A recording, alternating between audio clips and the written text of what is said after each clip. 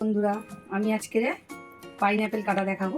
আনারস সবাই আনারস কেটে খান, কিন্তু আমি কিভাবে খাই বা কিভাবে কাটি এটা দেখাবো। তো চলো, আমি কিন্তু ছালটা বেশি মোটা করে ছাড়াচ্ছি না, একদম পাতলা করে ছাড়াচ্ছি। এবার আমি দুরকমভাবে দেখাবো এই চোখগুলোকে কিভাবে ফেলে। এই যে চোখগুলো, এইগুলোকে একটা লাইনে কিন্তু থাকে, এটা এইভাবে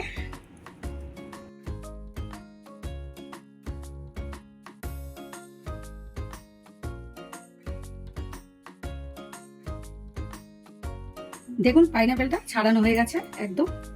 আমি চোখগুলোকে তুলে তুলে ফেলে দিয়েছি পিলারের সাহায্যে। আর আপনারা চাইলে দুরকমই দেখালাম, এটাও কেটে নিতে পারেন অথবা চোখগুলোকে এইভাবে তুলেও নিতে পারেন। মাঝখানে শিরাটা কিন্তু আমি এইভাবে ফেলে দেবো।